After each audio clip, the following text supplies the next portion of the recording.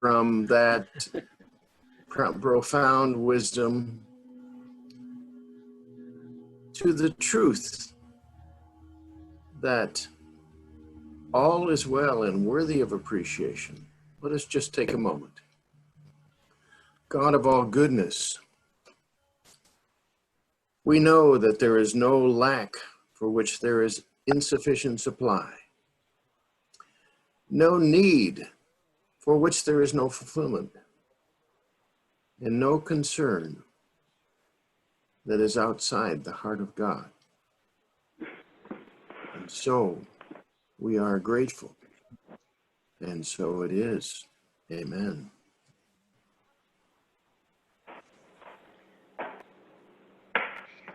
So, we would like to welcome you to our talk today, which we call Psyche and Spirit, the Gifts of Appreciation.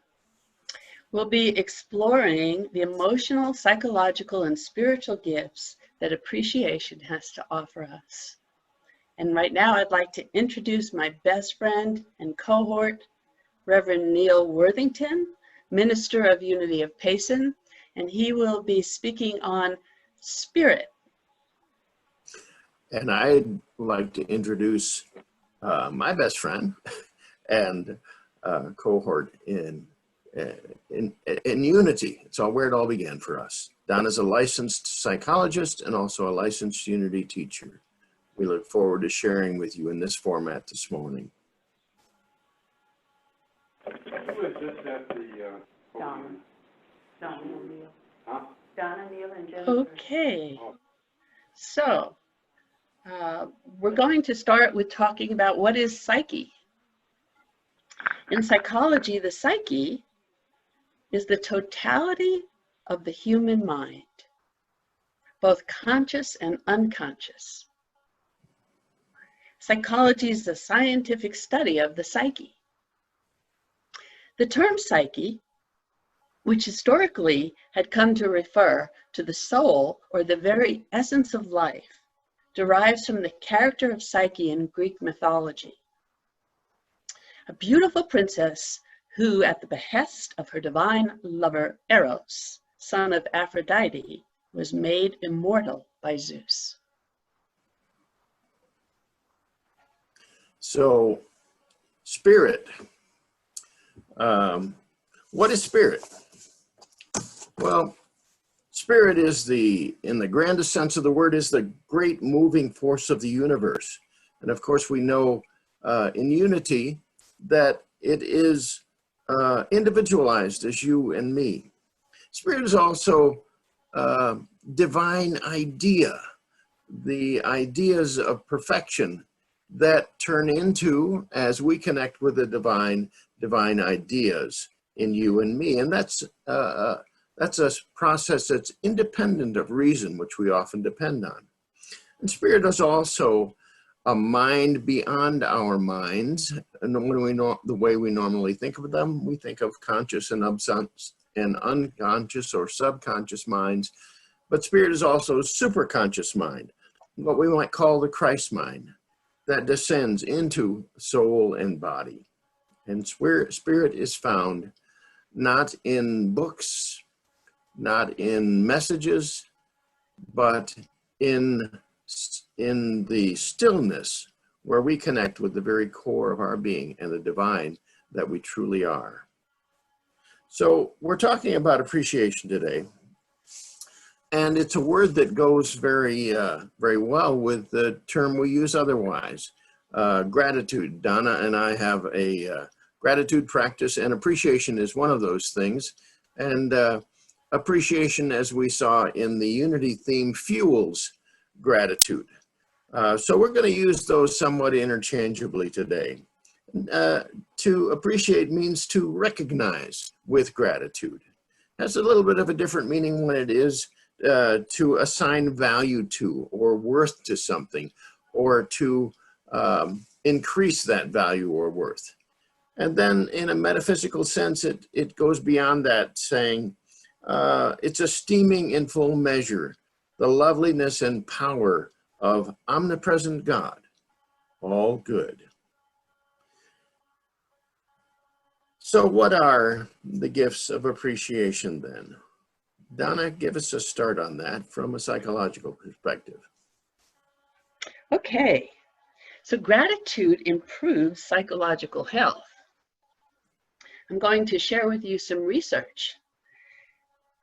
The research shows that gratitude increases happiness and empathy and decreases or reduces depression or aggression. Gratitude also improves self-esteem. A study published in the Journal of Applied Sport Psychology found that gratitude increased athletes' self-esteem, which was essential to their optimal performance. So gratitude also increases mental strength. Not only does gratitude reduce stress, but it also can play a role in overcoming trauma. Recognizing all that you have to be thankful for, even during troubling times, fosters resilience.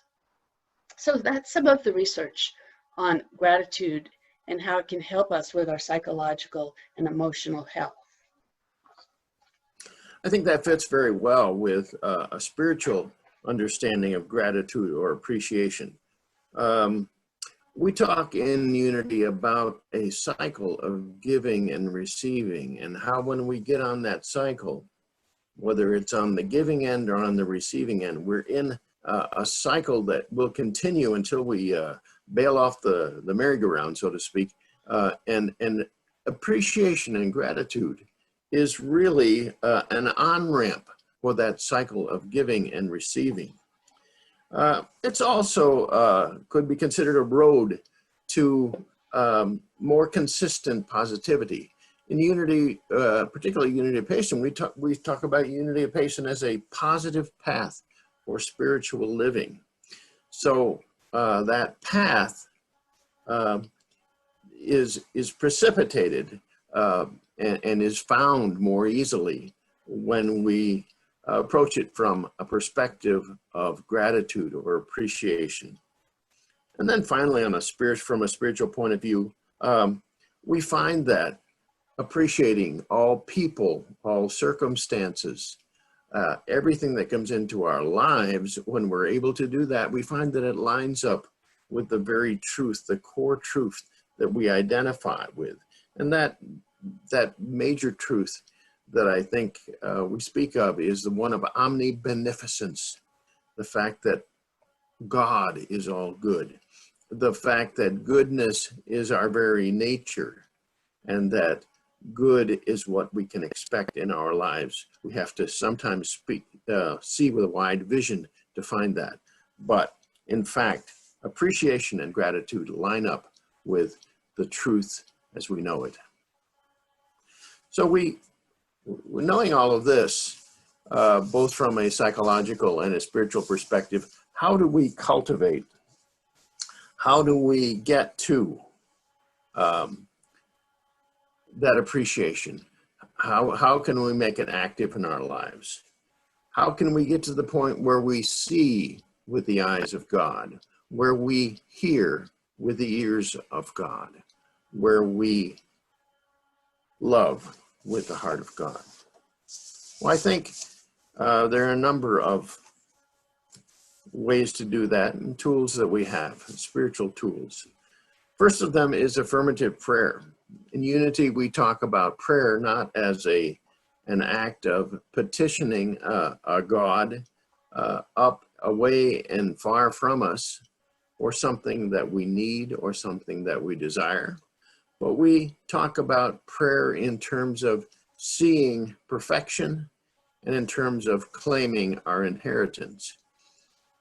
We believe that we are perfect in our creation, perfect in our essence, though we may have strayed from that. And that perfection is what we can see. So whether we're dealing with an issue of relationship, we see the perfection of harmony, or we're dealing with a health challenge, we see the perfection of wholeness, or perhaps whether we're dealing with some sort of lack, financial lapse, where we see the perfection of prosperity that is what comes with us being the children of the divine, children of God. That's our very nature and our inheritance.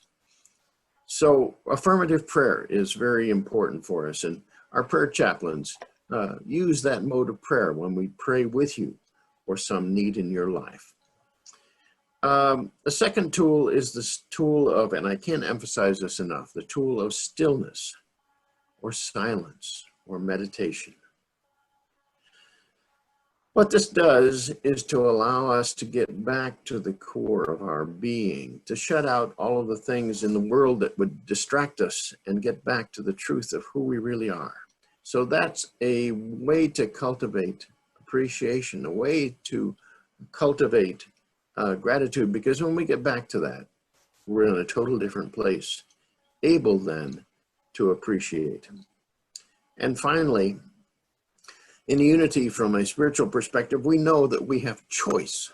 We're not victims of any circumstance, victims of any other person, but that we have a choice in all situations. That's part of our very nature as well, to be creatures and that are able to choose, that have the power and the ability to choose. So we choose the habit of appreciation. Habits, of course, take some work. They have to be engaged in again and again and again. But we, in fact, can keep our focus on those habits that we wish to create. So choosing the habit of appreciation is one way from a spiritual perspective to cultivate. Donna? Yeah, so I want to share some psychological research on prayer and meditation. Prayer and meditation both influence our state of mind, which then influences the state of our body. It reduces anxiety, elevates depression, lowers blood pressure, stabilizes sleep patterns, and impacts autonomic function like digestion and breathing. I also want to talk about appreciating our negative emotions as well as our judgments. So how do we do that? Well, those of you that know me know that I teach a process called nonviolent communication. And one of the major tenets of that model is that our emotions are directly connected to our needs. So when we have negative feelings, those are messages of unmet needs. So for negative emotions like fear, anger, or sadness. So if we can go from the emotion to the need that is in back of it. For example, fear is a message usually for a need for security. Sadness, there's a need for understanding. And anger, usually a need for respect. We can land on the need, our nervous system can relax, and our thinking brain can come back online, and we can brainstorm solutions to get those needs met. So appreciating our negative emotions helps lead us to the beautiful life-affirming needs that rest in back of those. And if we can see them as directional signals, we can land on a beautiful place where there is no judgment. And needs are also akin to our values, life-serving values. Likewise, we can appreciate our judgments. We have a judgment. Let's say we have a judgment of somebody being rude. Well, the judgment is the opposite of the need. So we can stop, we can breathe, and we can say, what's my need right now? I'm needing some understanding. I'm needing some respect.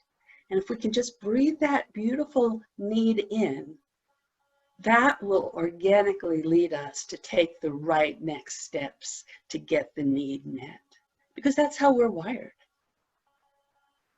So when we're in tune with our needs, our actions will tend to be in integrity with our values. And that in turn will raise our self-esteem. So as we're talking about this, what's going to help us do this? And Donna and I have put together an exercise, and I'm going to put that exercise up on the screen. Okay, and I'll explain it. So this is an appreciation exercise from nonviolent communication, and there's 3 steps to it. So the first step is identifying what was said or done. That's our observation. The next step is identifying what positive feelings arose, were stimulated by that. And the third step is what needs were met of ours and what values were served by that action. And so we can apply this to ourselves as in self-appreciation, and we can apply it to others. So we'll do examples of that. So let me jump in with self-appreciation here. I spoke earlier about my garden and how I've really enjoyed being in the garden. Well, this last Thursday, I went to my garden, and I had been there one time before and put some nice wheelbarrow loads of nutrients on to enrich my soil. Well, they were kind of big mounds, and I proceeded to rake them out and dig them deep into the soil. Oh, a little bit of an effort. As a matter of fact, quite a bit of an effort. But as I did that, I was feeling almost exhilarated, kind of excited, thinking about what was happening. So my positive feelings were exhilaration and excited. And I realized that the needs, to use the NVC model behind that, was that my need for contribution, thinking that I would fill my pantry at a later point when the harvest was there, and my need for connection, because there are all sorts of other organic gardeners there from this community, and my need for just being included was also very important. So that I could then pat myself on the back. I could then feel proud, not just of what I have done, but of myself, in fact. And that, of course, also produced a level of esteem that was helpful in that bit of appreciation. Thanks, Neil. That's a great example. Now I'd like to do an example of an appreciation for someone else using the same 3 steps. And so, Neil, when you agreed to do a Psyche Spirit message with me, I felt honored. And I also felt encouraged, because sharing this with you meets my need for contribution to the Unity of Payson community, and also meets my need for respect and self-esteem. That is being heard and being understood. So thank you for agreeing to join me with us today, for me to join you. Donna, that as you share that, it makes me realize that our needs are somewhat the same, even in different situations.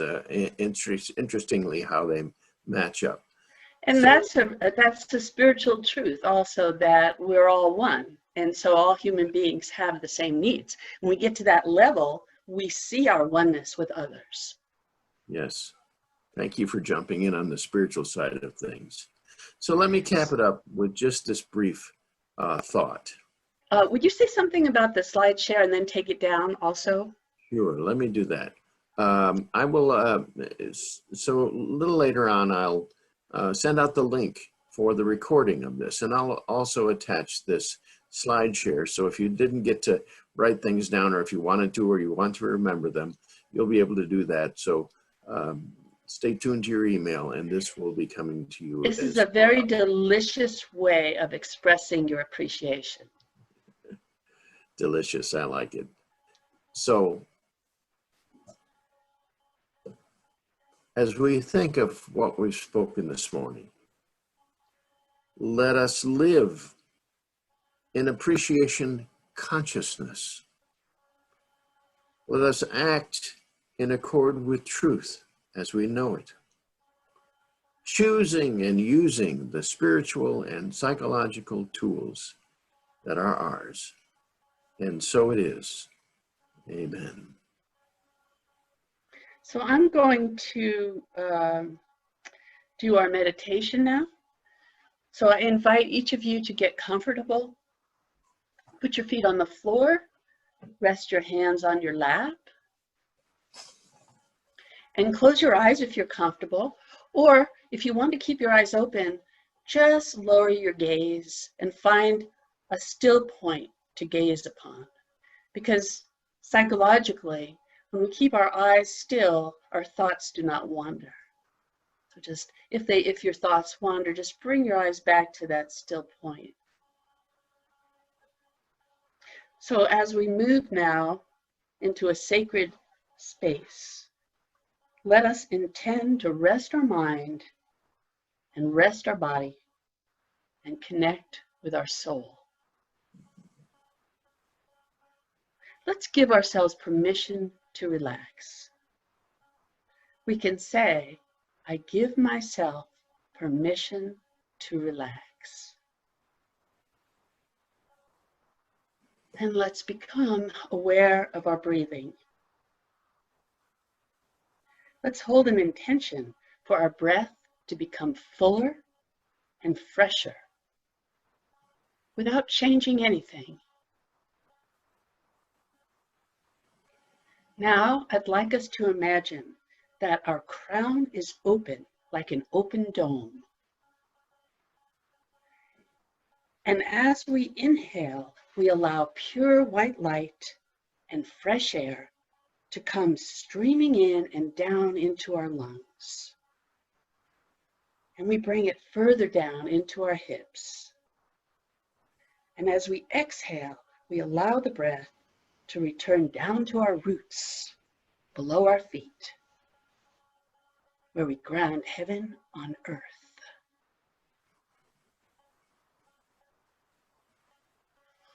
Now let's breathe in from the crown again.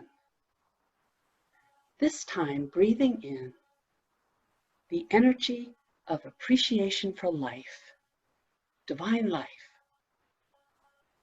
life that energizes us and makes us whole. And as we exhale, letting go of that which no longer serves us.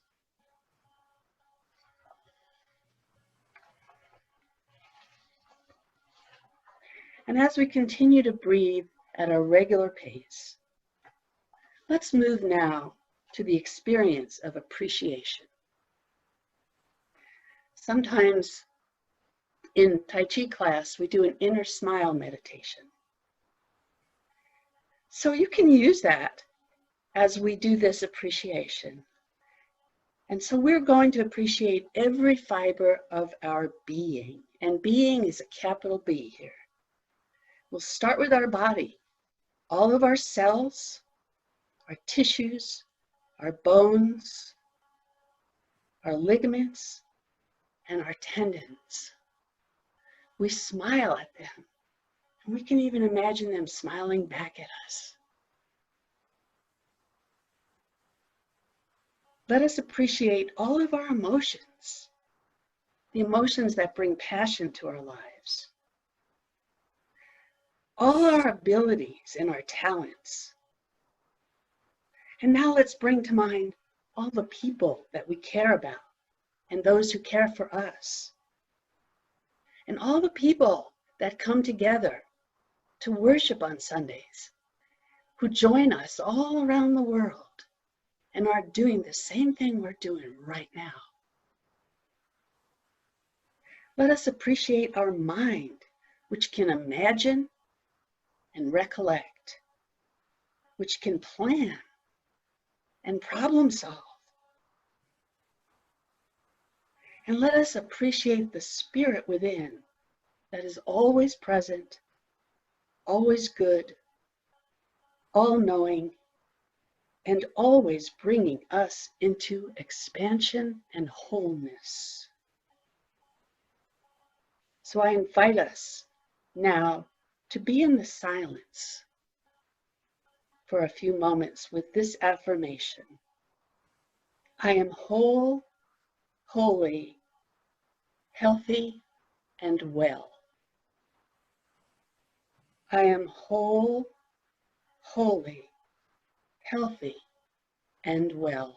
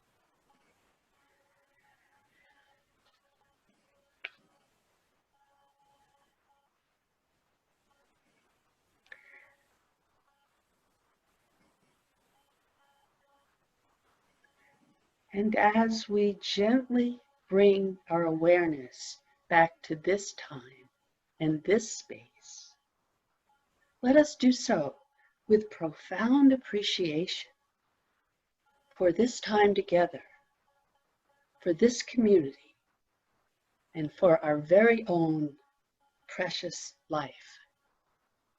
And we say, and so it is. Amen.